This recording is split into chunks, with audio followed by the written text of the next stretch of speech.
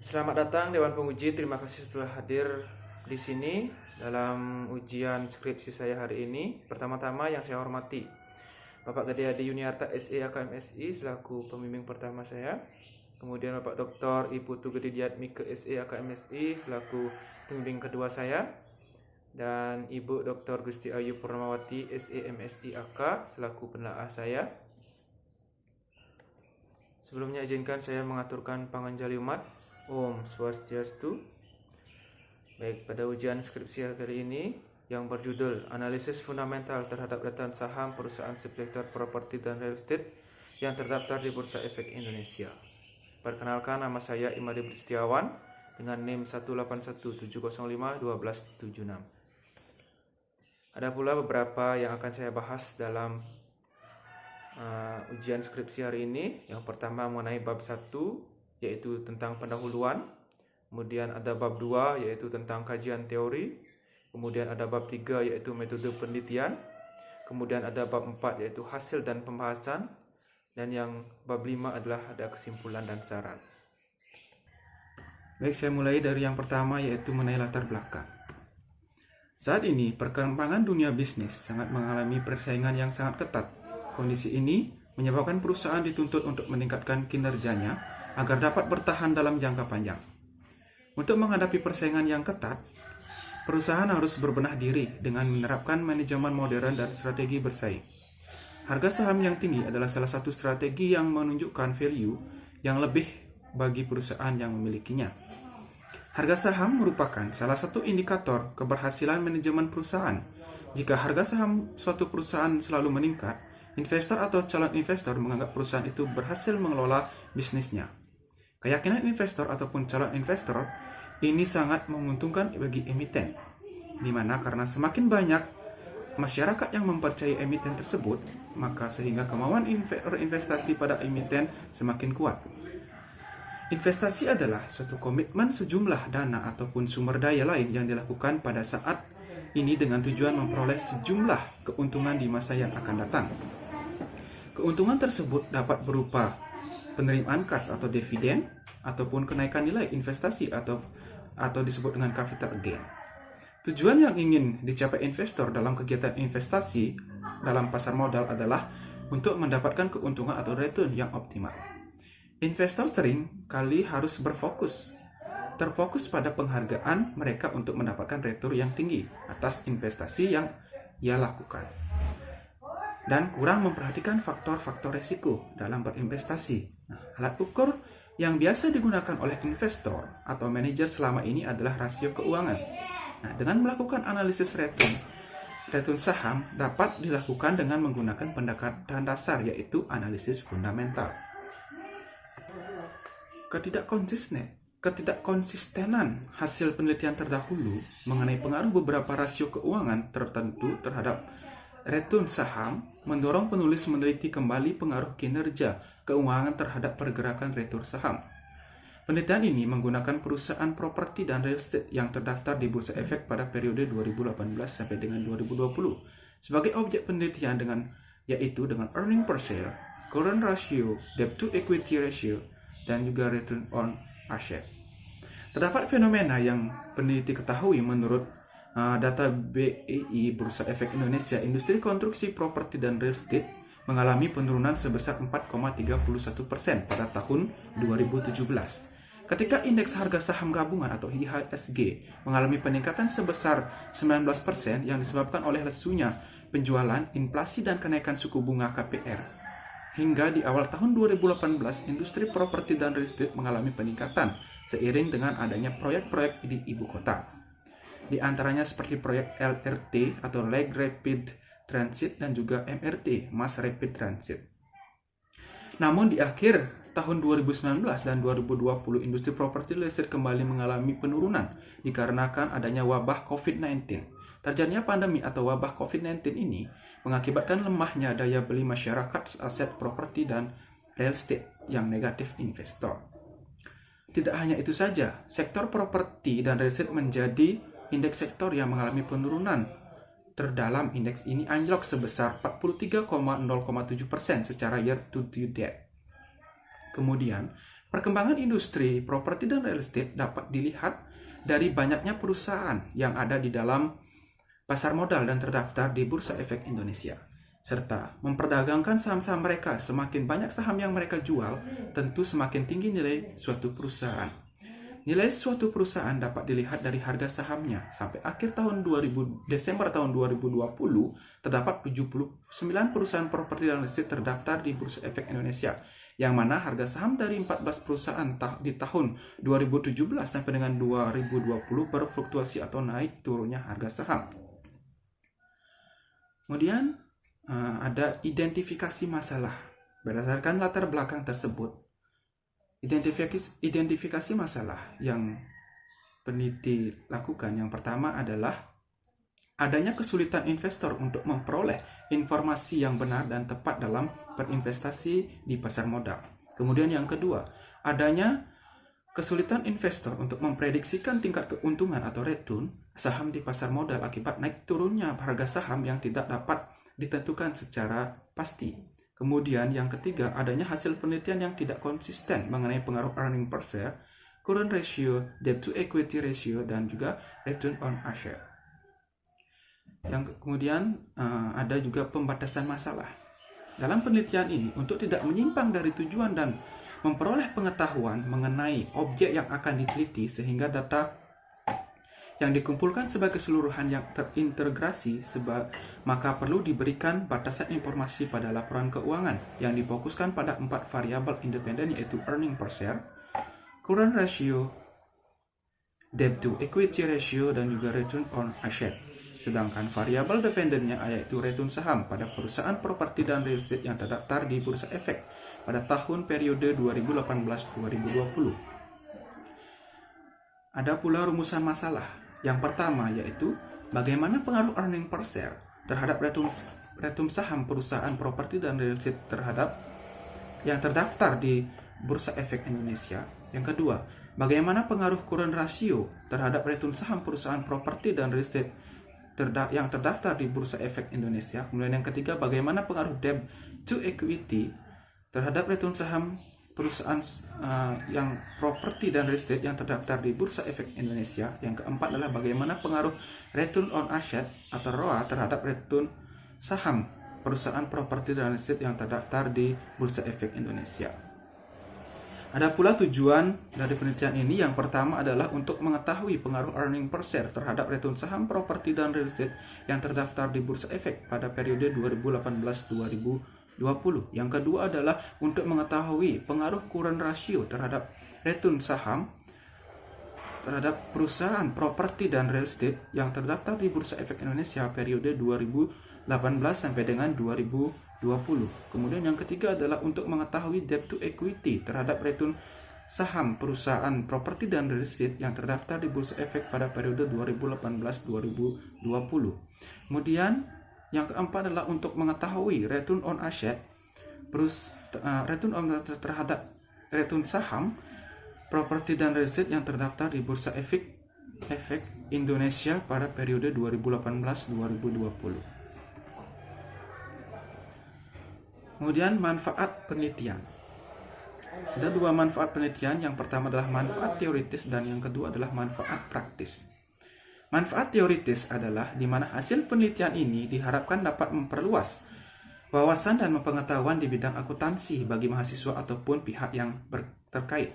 Selain itu, penelitian ini diharapkan dapat memberikan referensi untuk penelitian selanjutnya dan digunakan sebagai bahan penelitian sejenis serta dapat memperkuat penelitian sebelumnya. Kemudian yang kedua, manfaat praktis, yaitu yang pertama bagi penulis. Manfaat bagi penulis adalah penelitian ini dapat digunakan sebagai latihan dan penerapan disiplin ilmu yang diperoleh dalam perkuliahan dan dapat menambah pengetahuan serta wawasan mengenai saham. Kemudian yang kedua adalah manfaat bagi akademisi, di mana penelitian ini diharapkan dapat memberikan tambahan wawasan yang berkaitan dengan earning per share, current ratio, debt to equity, dan return of asset terhadap return saham, dan diharapkan dapat digunakan sebagai acuan pada penelitian selanjutnya. Kemudian yang ketiga ada manfaat bagi investor. di mana penelitian ini diharapkan menjadi tambahan informasi bagi investor dan calon investor tentang variabel yang mempengaruhi return saham perusahaan properti real estate sehingga hasilnya dapat dijadikan sebagai dasar pengambilan keputusan investasi di pasar modal.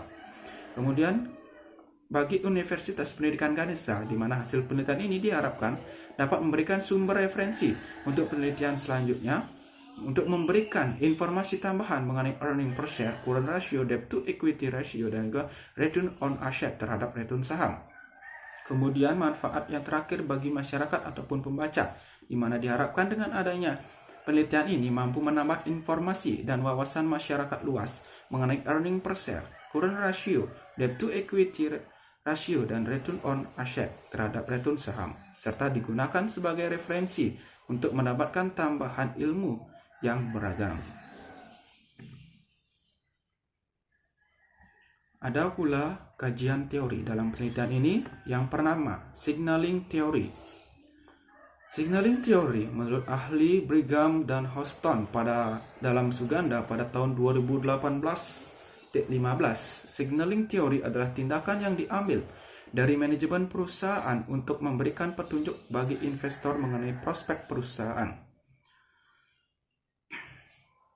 Teori penyinyalan ini atau signaling theory merupakan teori yang digunakan untuk memahami suatu tindakan oleh pihak manajemen dalam menyampaikan informasi kepada investor yang pada akhirnya dapat mengubah keputusan investor dalam melihat kondisi perusahaan. Teori sinyal yang melandasi penelitian ini digunakan untuk menjelaskan keterkaitan laporan keuangan dalam memberi sinyal positif atau good news maupun sinyal negatif atau bad news kepada pemakainya. Yang kedua adalah laporan keuangan. Laporan keuangan seperti yang tertulis dalam Pernyataan Standar Akuntansi Keuangan atau PSAK nomor 1 IAI 2009 yang menyatakan bahwa tujuan laporan keuangan adalah untuk memberikan suatu informasi ke posisi keuangan, kinerja keuangan, dan arus kas entitas yang bermanfaat bagi sebagian besar kalangan pengguna laporan keuangan dalam pembuatan keputusan ekonomi. Laporan keuangan juga menunjukkan hasil pertanggungjawaban manajemen atas penggunaan sumber daya yang dipercayakan kepada mereka. Kemudian investasi. Menurut IAI atau Ikatan Akuntansi Indonesia nomor 13 dalam PSAK dalam Standar Akuntansi tahun 2009, investasi didefinisikan sebagai suatu aset yang digunakan perusahaan untuk pertumbuhan kekayaan melalui distribusi hasil investasi atau seperti bunga, royalti, dividen, dan juga uang sewa untuk apresiasi nilai investasi atau untuk manfaat lainnya bagi perusahaan yang berinvestasi seperti manfaat yang diperoleh melalui hubungan perdagangan. Kemudian ada saham. Saham itu adalah tanda bukti penyertaan modal pada suatu perusahaan tertentu. Kemudian ada harga saham. Harga saham adalah suatu harga yang terjadi di pasar bursa pada saat tertentu, ditentukan oleh pelaku pasar, permintaan dan penawaran saham di pasar modal. Kemudian ada return. Return adalah suatu hasil yang diperoleh dari suatu investasi. Kemudian ada return saham. Return saham yaitu adalah tingkatan keuntungan yang dinikmati oleh pemodal atau suatu investasi saham yang dilakukan. Kemudian ada analisis fundamental. Analisis fundamental adalah pengujian terhadap prospek aktivitas perusahaan melalui laporan keuangan. Ada pula rasio profitabilitas.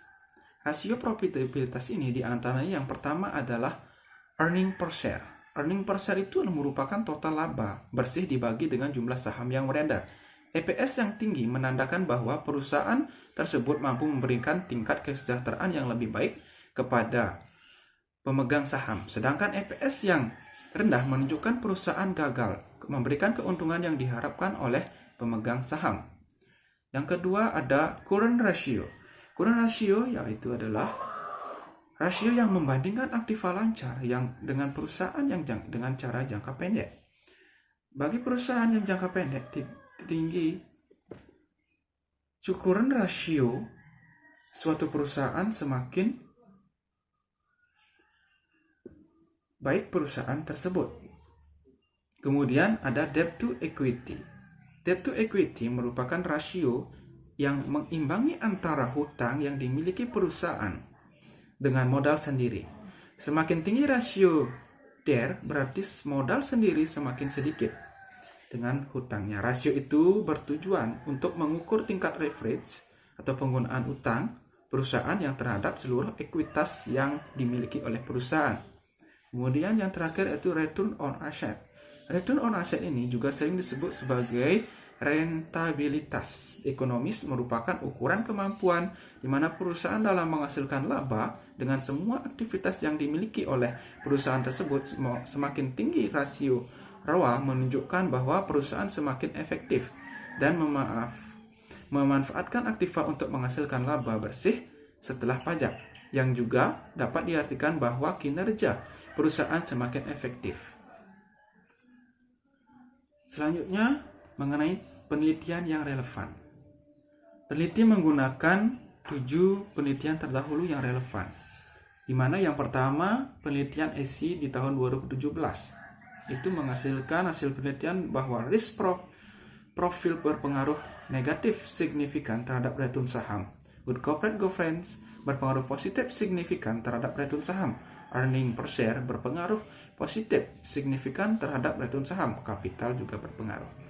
Kemudian penelitian DeFi yang dilakukan DeFi pada tahun 2018 itu menghasilkan operating leverage, economic value added, dan market value added berpengaruh positif dan signifikan terhadap return saham. Kemudian yang ketiga, penelitian yang dilakukan oleh Nila pada tahun 2018 di mana menghasilkan bahwa return on asset berpengaruh signifikan tidak signifikan terhadap harga saham. Earning per share berpengaruh positif signifikan terhadap harga saham. Kemudian yang dilakukan oleh Fathur Rahman tahun 2018 di mana secara simultan solvabilitas DER, profitabilitas ROE, dan nilai tukar rupiah berpengaruh signifikan terhadap return saham. Kemudian Mailani di tahun 2018, current ratio, debt to equity ratio, dan juga return aset berpengaruh signifikan terhadap return saham sebesar 0,65. Ya, sedangkan current ratio berpengaruh positif tidak signifikan terhadap return saham, itu sebesar 0,276. Debt to equity berpengaruh positif signifikan terhadap return saham, itu sebesar 0,600. Dan return on asset berpengaruh positif tidak signifikan terhadap return saham sebesar 0,156. Kemudian penelitian yang dilakukan oleh Christina pada tahun 2021, hanya DER dan ROA yang menghasilkan pengaruh signifikan secara positif terhadap harga saham, sisanya tidak. Kemudian yang dilakukan oleh Trisna pada tahun 2021 menghasilkan penelitian di mana kenaikan kinerja yang cukup baik pada periode 2015 hingga 2019, namun pada saat pandemi COVID-19 terjadi perusahaan terdampak dan mengalami penurunan kinerja. Hal ini terlihat pada penurunan PER, EPS atau earning per share, ROA, ROE, dan DER. Berikutnya akan membahas mengenai paradigma penelitian atau kerangka berpikir, di mana X1 atau earning per share, X2 yaitu current ratio, X3 debt to equity ratio, X4 return on asset, dan Y yaitu return saham. Bila X atau pengaruh earning per share terhadap return saham, di mana yang kedua adalah pengaruh current ratio CR terhadap return saham. Ketiganya di mana pengaruh debt to equity atau rasio DER terhadap return saham. Kemudian yang terakhir T4, pengaruh return on asset terhadap return saham. Kemudian hipotesis dari penelitian yang akan dilakukan, hipotesis atau H1-nya adalah fundamental keuangan earning per share atau EPS berpengaruh signifikan terhadap return saham. Kemudian H2-nya, fundamental keuangan current ratio atau CR berpengaruh signifikan terhadap return saham. Kemudian H3-nya, fundamental keuangan debt to equity ratio atau DER berpengaruh signifikan terhadap return saham. Kemudian H4-nya, fundamental keuangan current ratio atau CR berpengaruh signifikan terhadap return saham. Selanjutnya mengenai metode penelitian. Yang pertama, tempat dan waktu penelitian, di mana penelitian ini dilakukan di Bursa Efek Indonesia dengan mengambil data laporan keuangan perusahaan subsektor properti dan real estate yang terdaftar di Bursa Efek Indonesia melalui akses di website resmi www.idx.co.id dengan pengambilan data yang dilakukan pada Januari 2022. Kemudian ada pula rancangan penelitian. Sesuai dengan tingkat ekspansi atau level of explanation atau tingkat penjelasannya, maka penelitian ini dikategorikan sebagai penelitian asosiatif. Penelitian asosiatif ini merupakan penelitian yang bertujuan untuk mengetahui hubungan antara dua variabel atau lebih. Dalam penelitian ini, variabel dependennya adalah return saham, sedangkan variabel independennya adalah earning per share, current ratio, debt to equity ratio, dan return on asset. Penelitian ini dimulai dari mencari daftar perusahaan subsektor properti dan real estate yang terdaftar di Bursa Efek Indonesia beserta laporan keuangannya selama 3 periode dari tahun 2018, 2019 sampai dengan 2020 yang melalui situs www.idx.co.id. Kemudian menyiapkan data berupa teori-teori yang terkait variabel yang relevan dengan penelitian ini serta mengumpulkan jurnal penelitian terdahulu yang akan digunakan sebagai rujukan. Data perusahaan yang telah dikumpulkan selanjutnya akan diolah menggunakan bantuan Microsoft Excel. Kemudian mengenai populasi penelitian. Populasi penelitian di mana populasi penelitian ini adalah perusahaan yang listing di Bursa Efek pada tahun 2018 hingga tahun 2020. Kemudian yang kedua, perusahaan yang memiliki kelengkapan data laporan keuangan yang dipublikasikan sehingga dapat digunakan dalam penelitian yaitu earning per share, current ratio, debt to equity, dan return on asset. Dan yang ketiga adalah perusahaan properti dan real estate yang menyajikan laporan keuangan pada periode tahun 2018 hingga tahun 2020 dengan mata uang rupiah. Kemudian ada pula metode analisis. Metode analisis yang akan dilakukan oleh peneliti ini adalah metode pengumpulan data dalam penelitian ini menggunakan teknik pencatatan dokumen dengan data yang diperoleh dari laporan keuangan atau financial statement atau laporan tahunan atau annual report perusahaan subsektor properti dan real estate yang terdaftar di Bursa Efek Indonesia yang diunduh dari website resmi www.idx.co.id. Kemudian ada pula teknik analisis data. Teknik analisis data ini, teknik analisis data yang digunakan adalah statistik deskriptif, di mana analisis fundamental yang digunakan dalam penelitian ini menggunakan rasio-rasio keuangan yang tepat yang termuat pada laporan keuangan sampel penelitian. Rasio profitabilitas yang digunakan untuk menganalisis kemampuan perusahaan dalam menghasilkan laba. Adapun rasio profitabilitas yang digunakan dalam penelitian ini adalah earning per share, current ratio, debt to equity ratio, dan return on asset. Lanjut mengenai bab 4 yaitu tentang hasil dan pembahasan. Yang pertama yaitu saya akan paparkan tentang deskripsi data, di mana subjek penelitian ini adalah perusahaan properti dan real estate yang listing di Bursa Efek pada periode 2018 hingga 2020. Jumlah populasi dalam penelitian ini yaitu sebanyak 16 perusahaan properti dan real estate yang terdaftar di Bursa Efek Indonesia periode 2018 hingga 2020. Variabel yang digunakan dalam penelitian yaitu variabel independen yang terdiri dari earning per share atau EPS, kemudian ada current ratio atau CR, kemudian ada debt to equity ratio atau DER, dan yang keempat yaitu ada return on asset. Ada pula satu variabel independen yaitu return saham. Ada pula metode pengumpulan data yang digunakan dalam penelitian ini yaitu metode pengumpulan data dalam penelitian menggunakan teknik pencatatan dokumen dengan data yang diperoleh dalam laporan keuangan atau financial statement atau laporan tahunan atau annual report. Ada pula kriteria perusahaan dalam penentuan sampel ini. Yang pertama adalah perusahaan subsektor properti yang listing di Bursa Efek dari tahun 2018 hingga 2020. Kemudian yang kedua adalah perusahaan yang memiliki kelengkapan laporan keuangan. Yang ketiga adalah perusahaan properti yang menyajikan laporan keuangan periode 2018 hingga 2020 dengan mata uang rupiah. Selanjutnya, uji pertama yaitu mengenai tentang analisis statistik deskriptif. Statistik analisis deskriptif ini di mana berdasarkan hasil dari uji statistik deskriptif, itu berdasarkan hasil analisis tersebut, semua variabel independen berstandar lebih besar daripada skor rata-rata. Nah, dengan itu menunjukkan bahwa semua variabel independen sebaran skornya semakin jauh dari skor rata-ratanya yang mengindikasikan data semua variabel independen bervariasi. Kemudian saya akan membahas tentang uji asumsi klasik.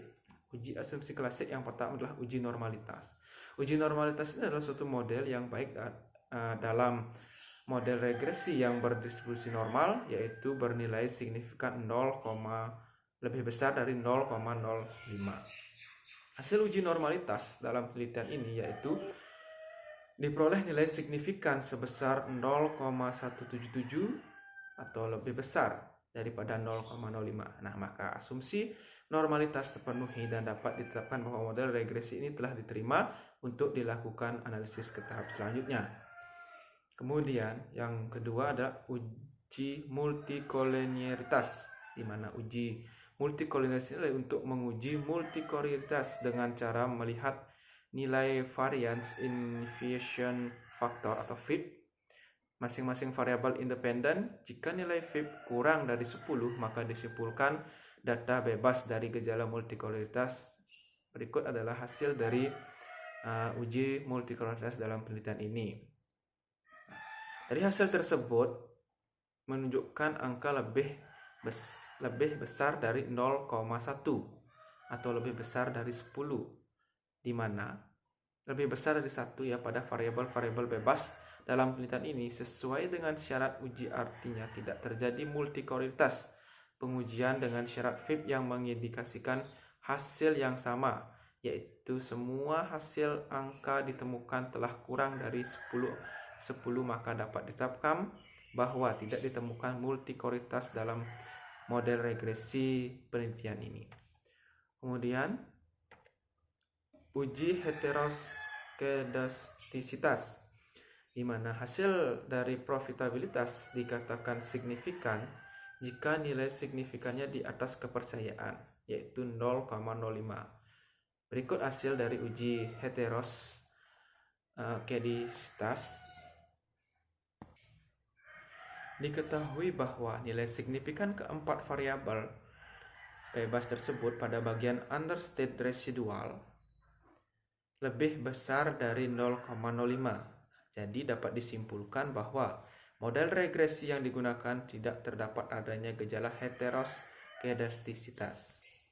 Selanjutnya ada uji autokorelasi.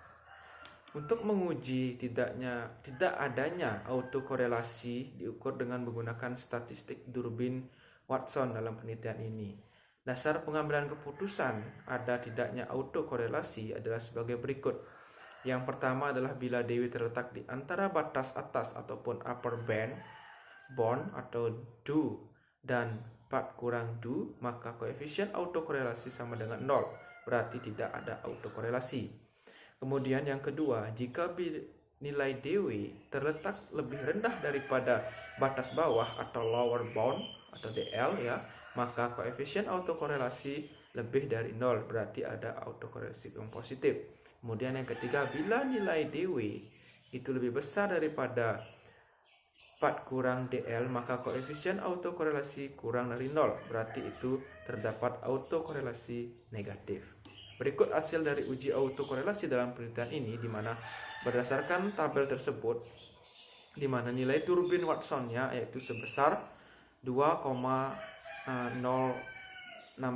Nah, pembanding menggunakan nilai signifikan 5%, jumlah sampel 48, dan jumlah variabel independen yaitu 4. Maka di tabel Durbin Watson akan didapatkan nilai sebesar 1,739.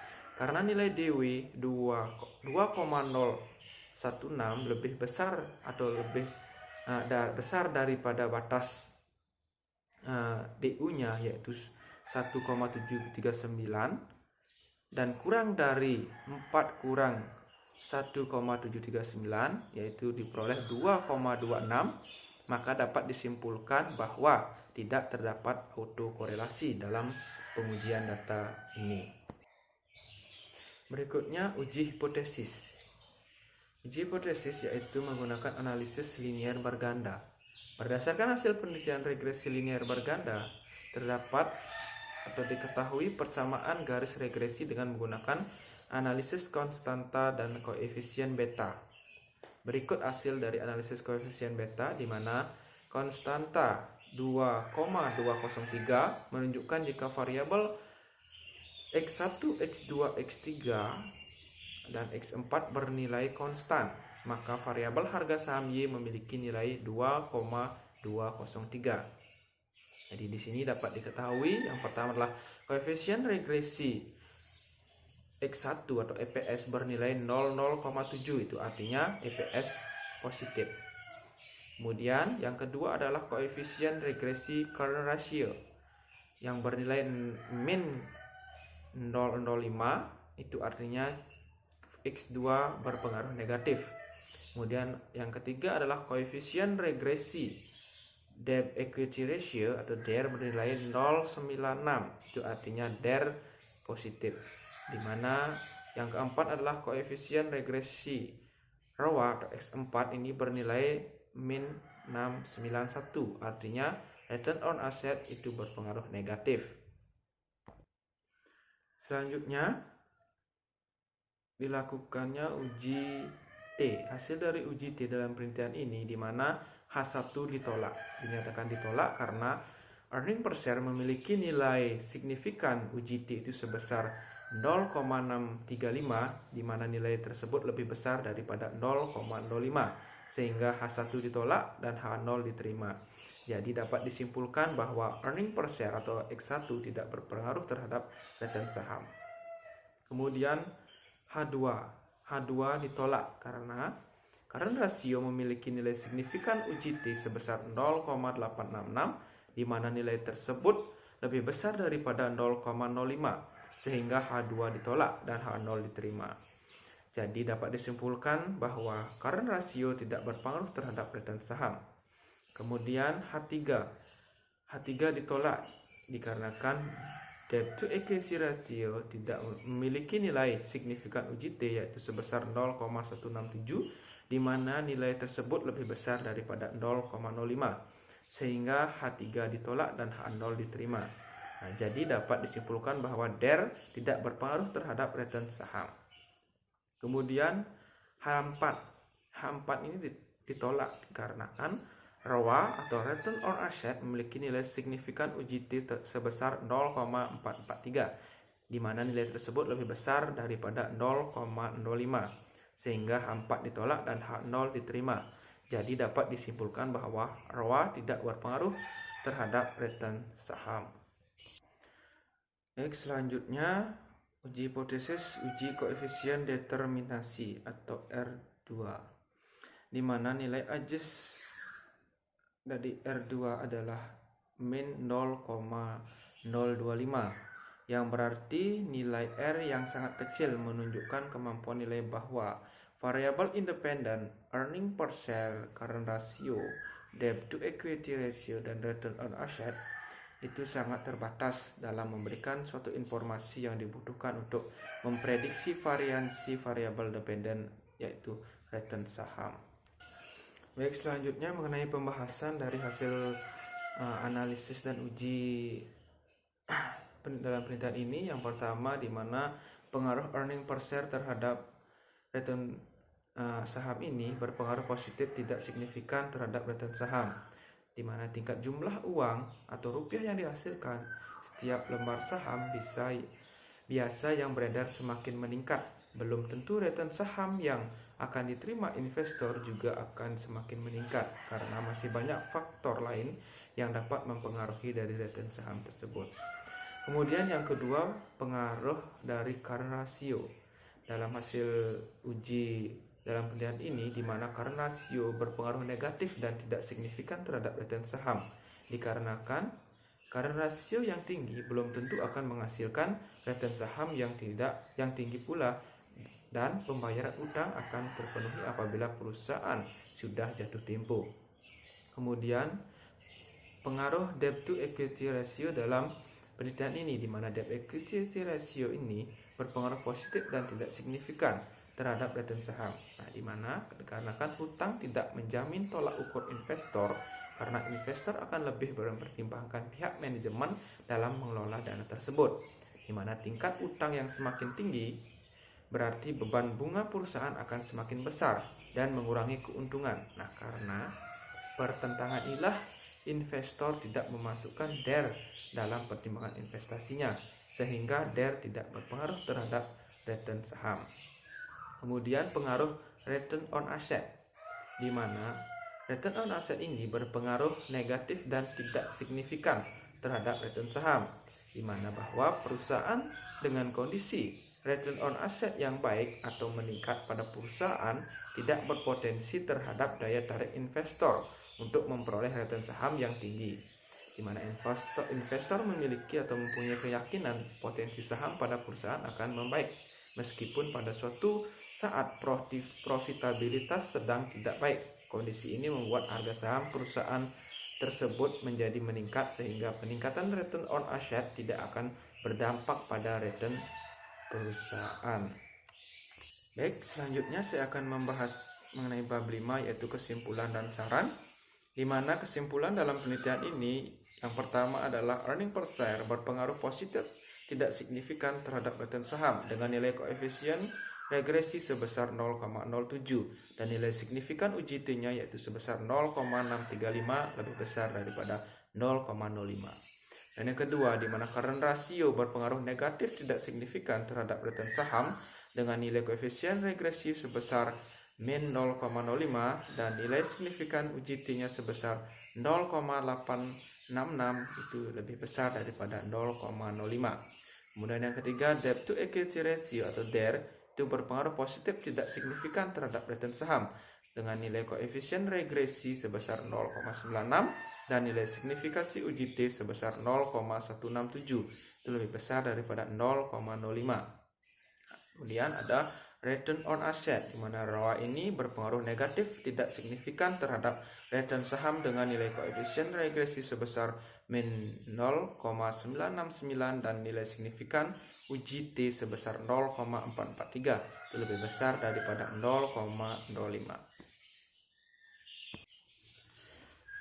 Saya lanjut menjelaskan tentang saran dalam penelitian ini. Yang pertama, saran bagi calon investor dan investor, di mana dalam melakukan pengambilan keputusan agar lebih mempertimbangkan faktor-faktor fundamental lainnya seperti faktor pasar dan lain sebagainya. Kemudian saran bagi penelitian mendatang yang pertama adalah menambahkan faktor fundamental sehingga hasilnya lebih bervariasi. Kemudian yang kedua adalah menambahkan objek, yaitu untuk meningkatkan distribusi data yang lebih baik lagi. Baik, sekian dari pemaparan hasil ujian skripsi saya, hasil penelitian saya. Apabila ada salah tutur kata, saya mohon maaf. Saya tutup dengan selamat pagi, Om Santi Santi Santi Om.